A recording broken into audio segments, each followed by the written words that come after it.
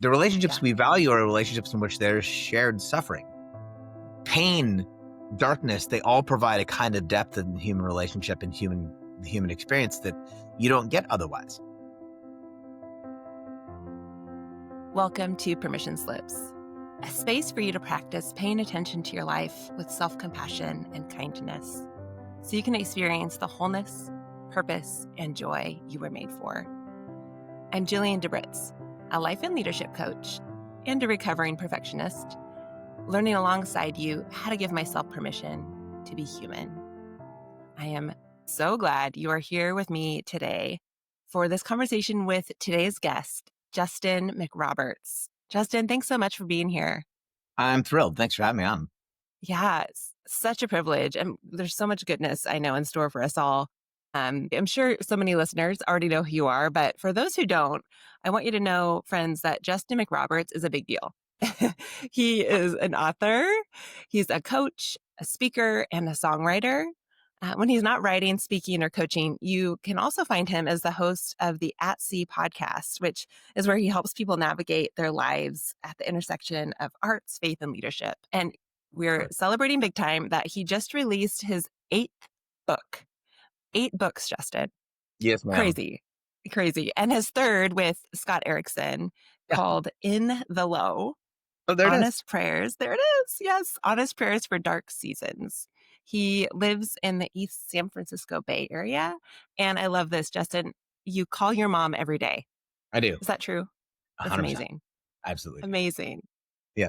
So yeah, you're in the book launch season, and we were chatting before. You're saying that you're not making a big thing of the book launch process. No, I mean, I'm trying to be, and this is true of Scott and I both. We're trying to be like appropriately attentive to it. Yeah. But anything along these lines where like you work on something for a long time and then you release into the world, whether it's like it's an initiative or it's an election or, I mean, it's your kid's birthday or whatever, like we tend to, and I do too, we tend to sort of like add anxiety on top of things by like, I don't know, it's artificial urgencies. We just apply these artificial urgencies on top of things. And so like, are we doing a good job of getting the word out with the book? Yeah, I think so.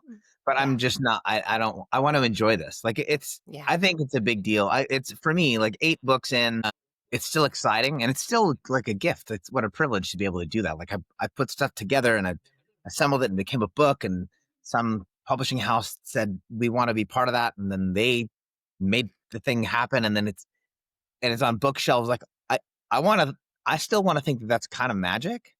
Yeah. And I kill my own connection with it if I attach myself to like, well, now it has to do this. You have so little I can control about how sales goes. I can control a whole bunch of other stuff, and I'm going to enjoy that. I did the writing part, forged some partnerships. It's out. People who, some people are getting it. Great.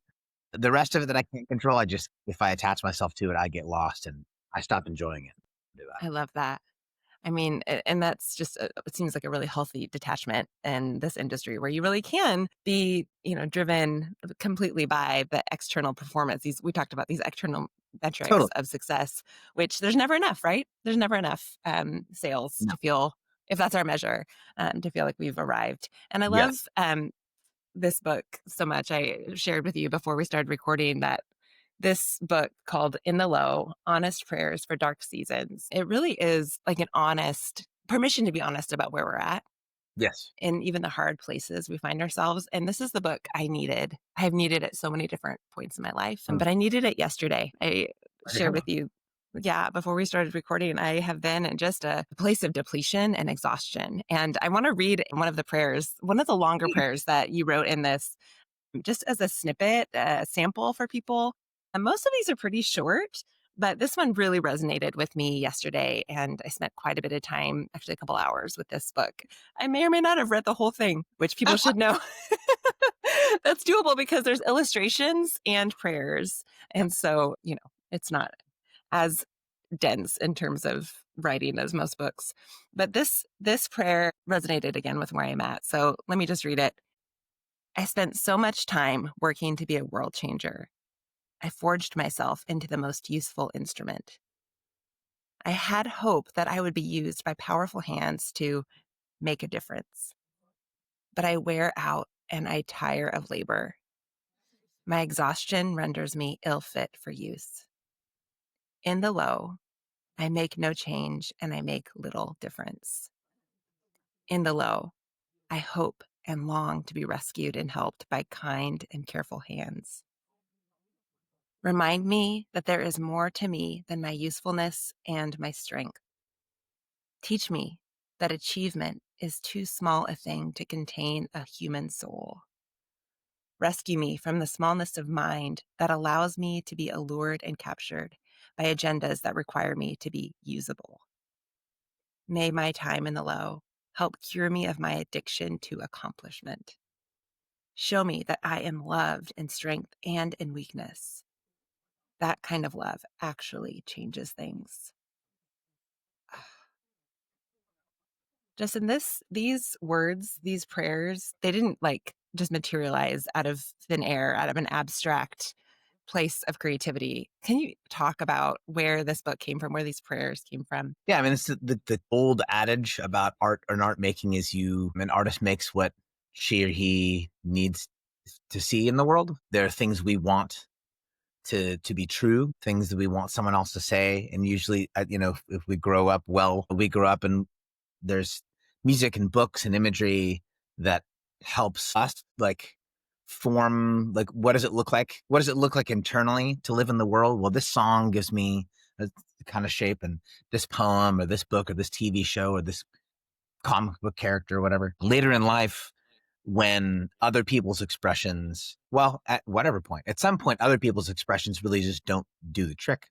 And so artists are folks who make those things. They're making books and music and they're creating different kinds of neighborhoods. We make what we want to see in the world. Well, the long history of being me comes along with like, I live with ADHD. I was one of those kids who was diagnosed. I'm 52. I'll be 52 in January. So when they were diagnosing kids, back when I was a kid, it was like, "You're broken," was the Yeah. diagnosis. That there was like, "You have a thing, and you were wild, and we must medicate you." And it Yeah. was they called it hyperactive. They didn't even call it a disorder at the time. They're just like, "You're hyperactive." Like, okay, Mm. I think I'm just a boy, but Yeah. But what a and label, like a stigmatic label. you're Mm. hyperactive. And well, and I had, my later on diagnoses and like as the world has gotten better about figuring out what ADHD is, if it has, part of the dark side to the ADHD thing when we're through with all the joking, because it almost always comes with like all these jokes about being ADHD, is it like ADHD, there's a comorbidity rate between ADHD and depression that's like super duper high. People who live with ADHD tend to live with depression for all kinds of reasons. Some of that's chemical, but a lot of it has to do with how I live in the world and the many places I feel isolated, alone, in which I'm having experiences or thoughts that other people aren't having. And along with that, on both sides of my family, there's been a truckload of a different undiagnosed depression, some diagnosed depression. So I've got these threads of depression that have run through my life forever. These are poems for me that the kind of which I've been writing honestly since I was like in high school. But I would just like I would write something that like felt good. That's why I was listening to The Cure and the Smiths and all that kind of stuff. It was like that felt good. And so I started trying to write things that also felt good. Think words that I could externalize so that I could see what Yeah. my innards look like, as opposed to just be in the world of feeling, in which like I feel kind of lost in my own guts. Is one of the gifts that art provides us. Is I take Totally. as best I can this stuff going on in here, like put it outside, and it gives me a sense of that this thing is not bigger than me. It is smaller than I am. My feelings are smaller than me. So Mm. I can read them, or I can look at them. And as an adult, the more I have made things that have helped people, the more I've trusted that this is a thing that I could potentially do to help folks. Getting into depression or suicidal ideations, like it's one thing to say, hey, I really want to help you with your creative process and help you um, get better at making things. It's another thing to say like, oh, we want to help you with your primary relationships and like we're going to talk about marriage and community. It's a very different thing to say we want to get into like the darkest parts of the corners of your mind and soul and try to help you there. Yeah. That's definitely Yeah. one of those places where a lot of us tend to say, I don't want you in here. So Yeah.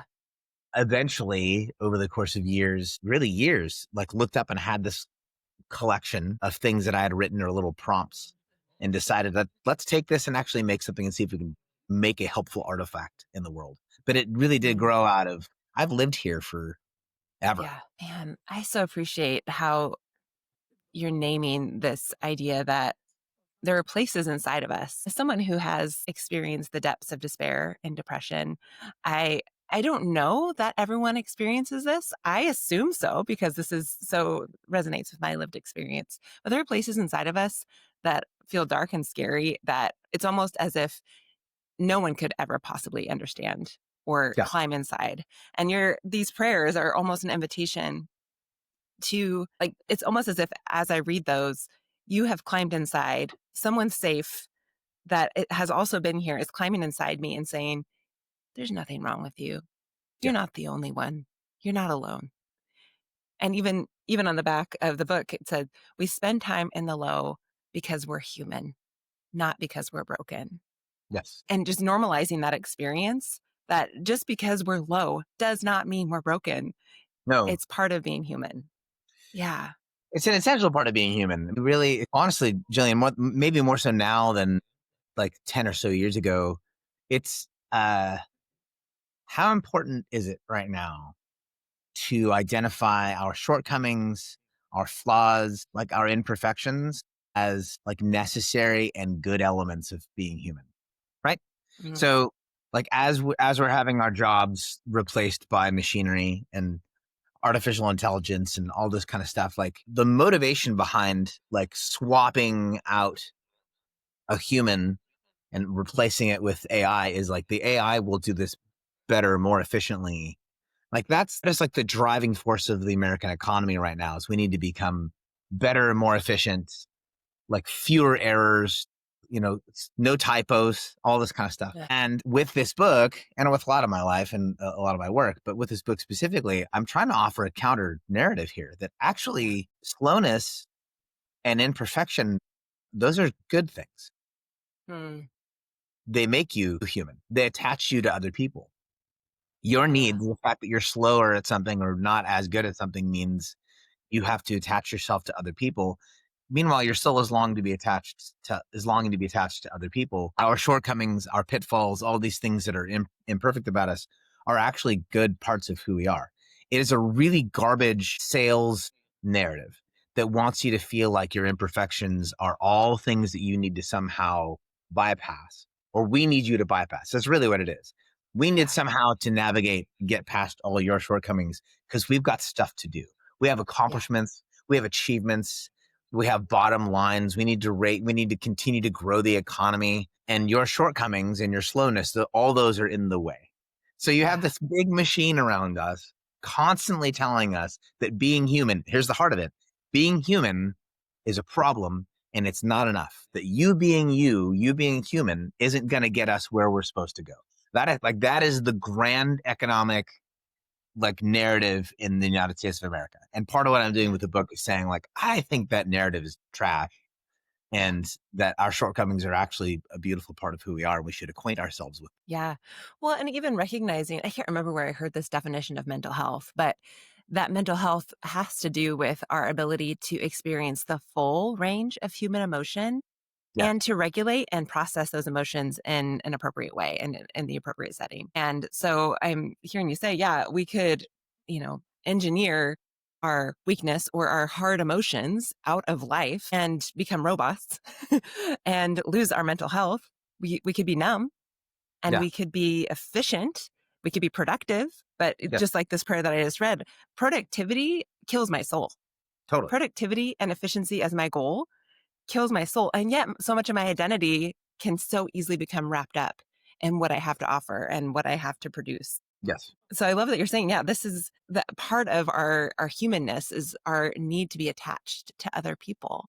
Yes. And as we're able to share the dark parts of ourselves, the places in us that we wish often, I wish weren't there, that I wish I Yeah. could achieve my way away, a- achieve out of those experiences, that's actually necessary if we want to be Yes. human and alive in the world. Yeah. Absolutely. It's part of how we feel. And to have feelings is good. That's, I mean, to Okay, have, people might argue with that. People might argue with that. Say why. you know, how many ways do I want to say this? Um, your feelings are trustworthy partners in life. Your feelings are never wrong. The conclusions you make about what to do about your feelings can be destructive and silly, but your feelings aren't wrong. There was a book, gosh, how many years ago? Um, I'm going to blank on the name of the book, but it's about like modern day leprosy, and that like the issue with a lot of leprous persons is that they're like they don't have feeling in a certain part of their bodies, and eventually wears like because they don't experience pain somewhere, they continue to injure themselves over and over in the same spot. So like because you don't have feeling here, it's like your pain is hard is part of how you learn to navigate the world. It's part of how you learn to navigate where you want to be. Your pain is also how you identify with other people. And if you don't have a sense of suffering, if you don't have a sense of disappointment or disillusionment, then you can't relate with other people when they're disillusioned. And Mm, like maybe almost all of the pathways through which we enter into life with other people have to do with shared suffering. Like we mm, very rarely, if you look at the course of our better relationships, the stories we have to tell, the adventures we have, they're always like, it's always Frodo in the ring trying to get to Mordor. Like, you know what I mean? Like mm, there's something wrong that we don't like, that we want to like it, we enter into relationship, we enter into meaning through the doorway of feeling, and specifically negative feelings. And mm. so to eliminate those would be to remove adventure from life. It would be to remove like the sweetness of actual relationship. Like no one has those. I will say like this: in the relationships in which like all's going on is like is espresso martinis and shopping. We call those surfacey relationships, Mhm. right? The relationships Yeah. we value are relationships in which there's shared suffering, Mm, and that's not just like an unfortunate aspect of life. Like we like that about that relationship. Pain, darkness, they all provide a kind of depth in human relationship and human experience that you don't get otherwise. The odd is, as I say, something in our souls needs pain, needs suffering, needs to feel loss, wants to not know the next step. Like it's ugh, part of how we're designed. And the sales narratives around us, including the really bad religious sales narratives, mm, want us to ignore those parts of us and just go like aim at the sort of the espresso martini, go shopping part of yeah. life, and then tell us that they can provide us with those things. Mhm. But the I human just soul desires more. yeah, as you're talking, I just have to confess, Justin, there's this part of me that's like physically recoiling at this idea that suffering is good, that pain is a necessary part of life and connection, and that our soul longs for it. Like, there's this part of me that is like wanting to push back and say, no, no, I reject not you, not your statement, but the parts of my life that involve suffering. I do everything that I can to avoid those places. Yeah. Everything. Which is why places of depression or even low, like yesterday, I would say that I am not in a place of depression over, in terms of diagnoses and over time, but I've been in a really low place for a few days. And there's lots of legitimate reasons for that I could list and name.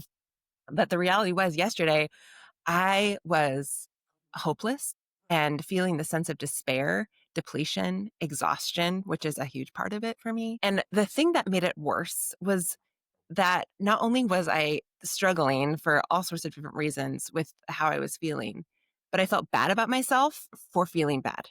Yeah. So there's this part of me that was heaping shame on top of the hard place I was already in. And this has been my experience in times of depression too, where Yeah. I am telling myself, you are so weak. You're just, you're a living emotional roller coaster. Mhm. If you did this and this and this, you wouldn't struggle so much. How can you ask people to pray for you or support you again? Again? Like you need encouragement again? Like the shame narrative that I was heaping on top of the pain that was already there was what made it even, a million times more painful. Yep. So what you're saying about the story we tell ourselves based on our emotions, that makes a ton of sense to me. Yeah, the whole pushback. I'm looking for this prayer that Scott wrote, in which he basically says, I'll recite it from memory, that like it makes sense that the first species in human history to like have a sense of how bad things are. Like, you know what I mean? Like deer and sea otters aren't out there being like, they don't have existential crises, right? Uh, Right? but we do, and so it makes sense if we're gonna have this experience of life in which we have these peaks and these, if we have feelings, well, it makes sense, doesn't it? That we would have like sadness and disillusionment, and we are right to like look around at like the raw numbers of at least an aspect of human experience, in which like during the 45 or 60 minutes we're on this call, there are kids in parts of my state who like won't make it through the day because they don't have enough food. What the hell? Like there are people being like pulled out of their cars in traffic and shipped like to some sort of detention center in right now, like the like 10 miles from where I am. There was a family split up last night. Like, guy was at his church. He was in his church parking lot. They pulled him out of his church parking lot. They took dad away. They don't know where he is. So you've got a mom who doesn't have a job, two kids, and they just, some guys in with guns and masks broke his car window open. Like, we should have a negative feeling about Yeah. life. Like Yeah. those negative feelings attach us to part of the reality of life. So how do we have those negative feelings and not be consumed by them? Because what I I hear that and I'm like, well, how can we survive that? How can we survive the pain that hearing those stories even causes me right now? I can feel my heart, like my chest Yeah, is clenching, listening. How do we survive that? we practice. We practice having them. We practice, and for a time you practice, and you have to be okay with being overwhelmed, right? I mean, it's like physical. Everything's like physical exercise. It's like Yeah, physical exercise is, totally. oh, whether you go to the gym or you go on that first run or whatever, and that first Hmm. exercise or the first week of exercise, sometimes the first month. I mean, it's hell. Yeah, yeah.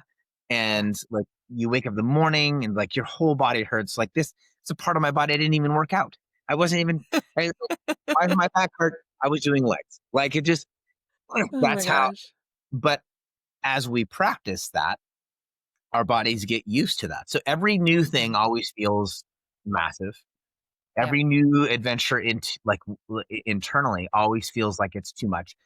And for a minute, it's not that it's too much. It's just that it's new and we don't know how to do it. Hmm. We are, I'll say two things here. We are generally ill practiced at not negativity, because we're definitely practicing negativity. We're definitely, we are generally ill practiced at sadness and lament. And that's just been true because the narrative, specifically in the States, is like upward. What do they say? Upward and to the right or whatever. Like it's this. Yeah. Things are going to keep getting better. We're the United States of America. We're going to keep making money. Life's going to keep getting better, like constantly. Let's just hit pause and identify like that's just a story. There's nothing actually real about that. That's not, doesn't come down from on high, that the United States of America will continue to get better. There'll be more wealth, greater, like there's no, this is just a story we made up. And in the context of that story in which things constantly just get better, like we're not really allowed to like practice and get acquainted with the griefs of life or the sadness in us that would say like, I'm not going to get better today. And I'm not Hmm. even gonna, I'm going to work to get better today. I'm going to work at B. I'm going to exist. So the human soul, rightfully so, like hits pause on false narratives constantly. This is part of why our feelings are so good. I can reason myself to like aligning myself with this, but my feelings will never align myself to this. Yeah. Like even as I said, I hope your listeners like put in your brain right now the idea like you have to get better tomorrow, and then the day after you get better tomorrow, you have to get even better the next day. Like put that in your soul and tell me how it feels. And I think what Ugh. happens is our souls say, "Oh, to hell with that. I would like to Yeah. get through today. I would in fact like to enjoy today. And part of what steals our joy is we have to constantly get better. So all Yeah. that to say, we have to practice. The narrative around us really, really doesn't want us to practice this. Yeah. And it pushes back against us. So we rewrote a book that said, hey, why don't we do this?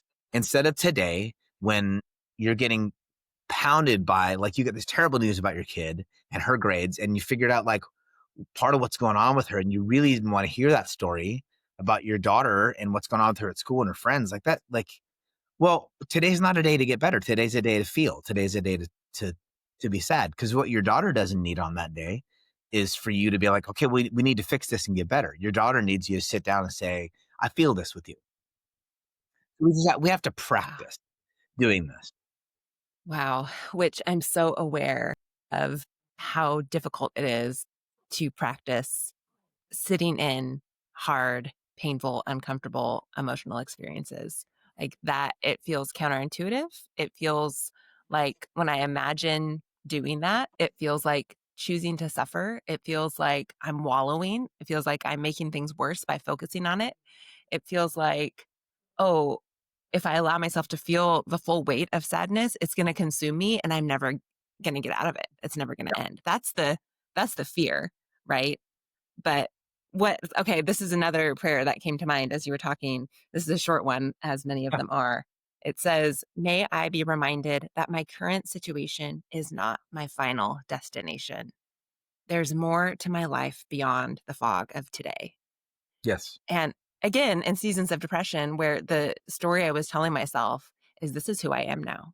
This is how I'm always going to show up in the world. This is how I'm always going to be. It's how I'm always going to feel. Like this is the truth that I needed to hear, which is it will get better.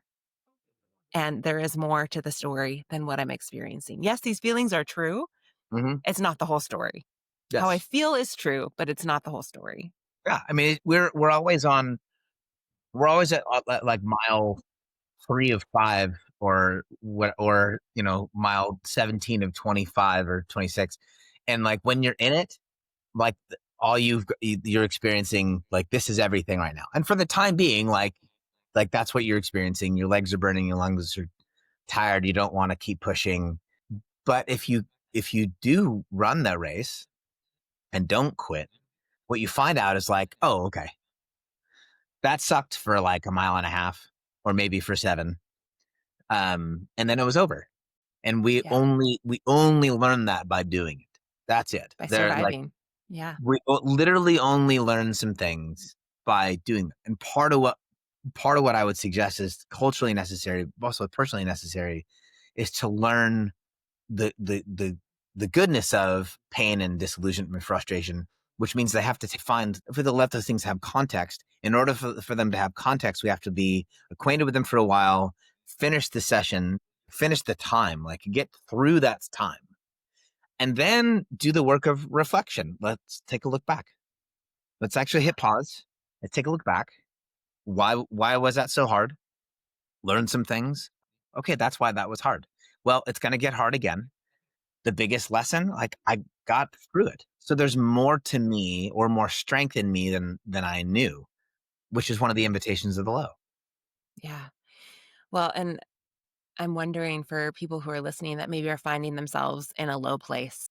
Maybe it's a place they've been for a long time, or maybe it's a place that is just settling in on them. I'm wondering if you have any advice for them in how to practice, how to navigate, how to survive the season and keep running when Yes. it's natural to do everything you can to get out of it or to think you should be able to get out of it. What advice would you give them?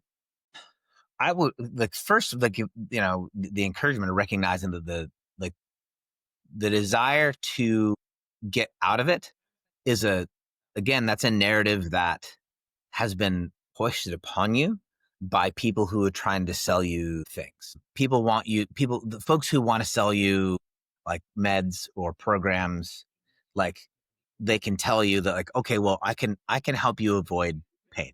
I mean, we can't, we could spend a whole long time here on like why it is that the what is the $33 billion industry, like antidepressive meds, $33 billion.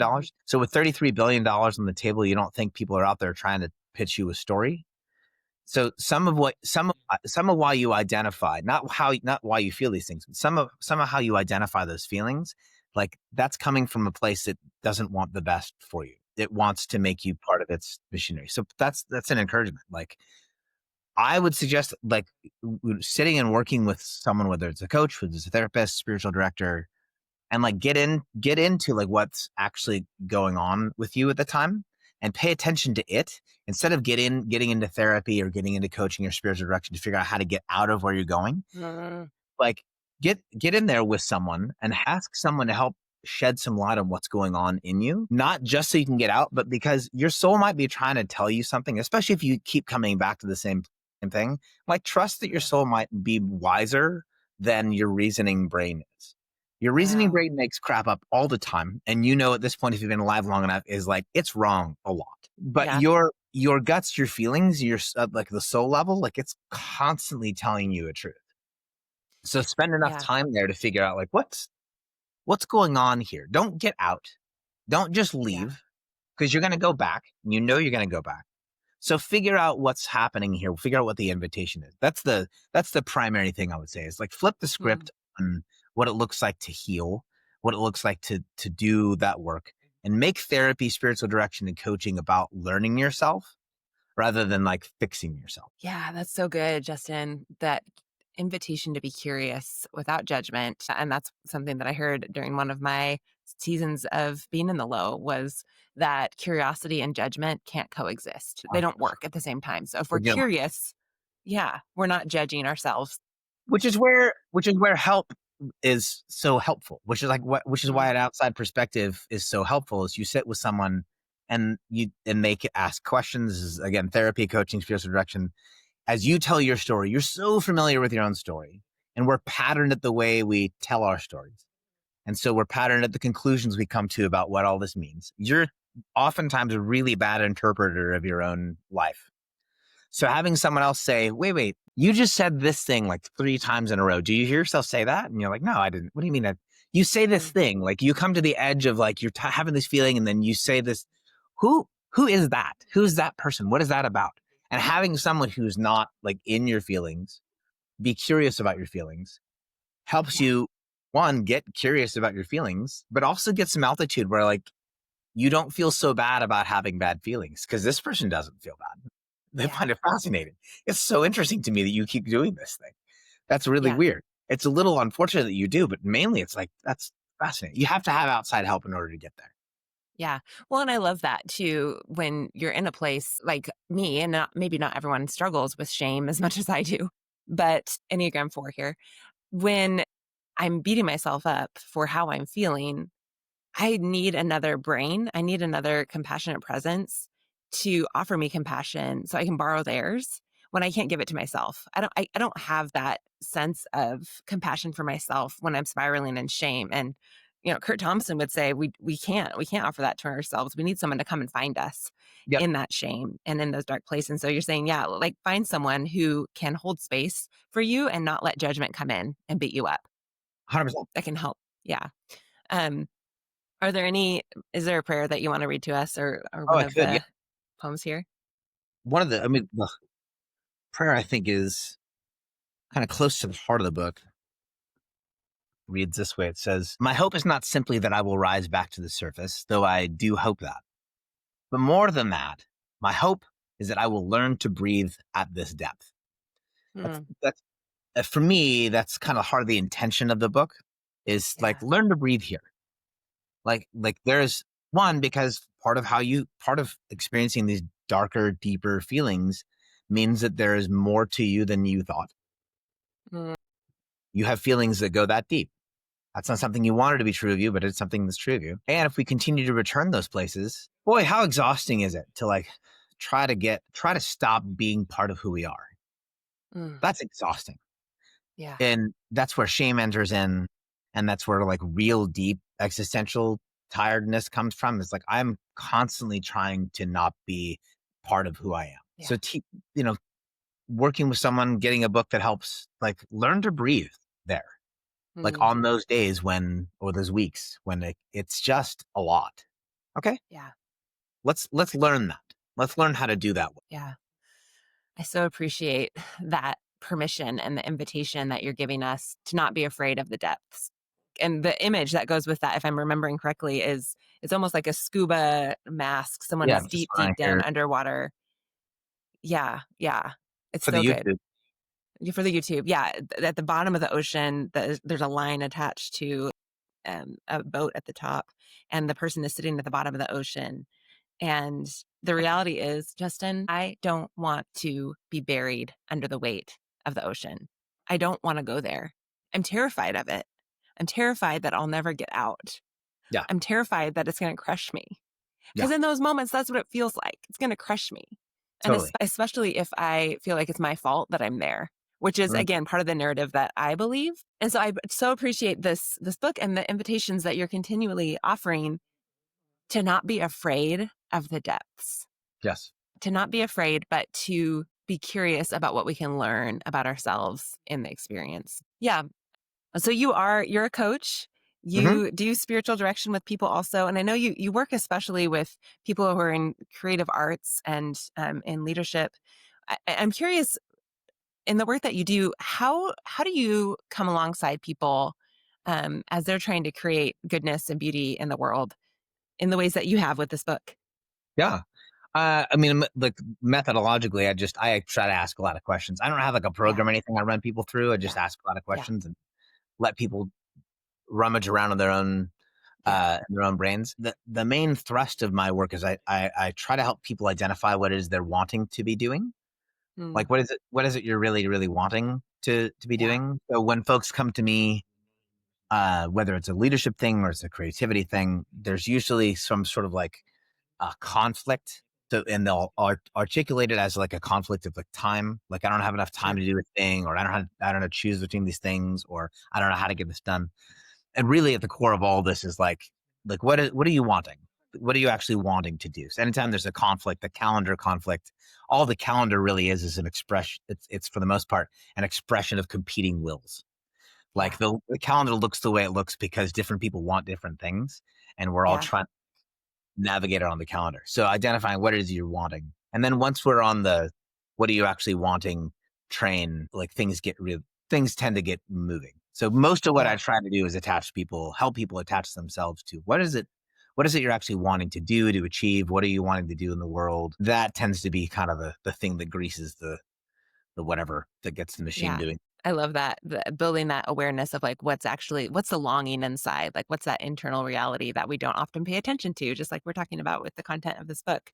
Yeah, And I love as I coach, same. I just love being able to help people excavate what's inside totally. of them to bring that to the surface. It Can is. how can people get a hold of you if they want to work with you? I'm on the internet. So Yeah, you can go to justinmcroberts.com and everything kind of springboards from there. So like Instagram's fine, but my website, if you want to talk coaching or help, all that kind of stuff, that's just justinmcroberts.com is the place.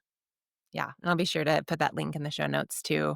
Um, Justin, there's so much more I'm sure we could continue to talk about here, and so much good wisdom, hard fought wisdom that you are offering. Before we wrap up, is there a permission slip that you would want to give listeners? Yeah, it's okay to disappoint people. Mm, It's okay. It's like really okay. In fact, it's probably necessary. It's good. It is good for you to disappoint people, to disappoint your boss, to disappoint your culture. It's okay to disappoint folks. In order to become who God is making you, you mm, have to not be what other people need you to be. And that comes with disappointment. And ah, if I'm going to keep really good people from becoming who they're like, who their souls want them to be, like, I'm not going to try to pitch you like heroin and hookers. What I'm going to right. do is I'm going to try to make you feel bad for wanting to be happy and make you feel like the most noble thing you can do is to sacrifice your own well-being, your own becoming for the benefit of other people. That sounds like such a wonderfully noble narrative, but it's a really immature narrative. And Mm, it's not what the spirit of God wants for you in your life. And it's also not the gift the spirit of God wants you to offer other people. God doesn't want you to live in service to other people at the expense of your own well-being. He wants to make a gift of your whole life to the world around you, which means like the primary goal is to become entirely who he's making you into. which comes at the cost of other people's expectations. Has to. You can't be who God's making you into and be who the people around you, including your parents, including your kids, including your boss. You can't be that person as well. So Wow. it's very okay to disappoint people. Yeah.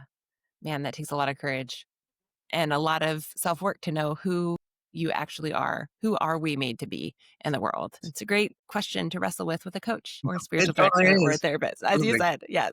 Yes. Awesome. Justin, this has been so, so helpful. And I know that a lot of folks are going to be encouraged. Again, people go get In the Low. It's a great Christmas present, a great resource to offer people in your life, whether they need it or not in the moment, they or someone they know will at some point. And it's a great one to have. So thanks again for being here, Justin. Appreciate My you. pleasure.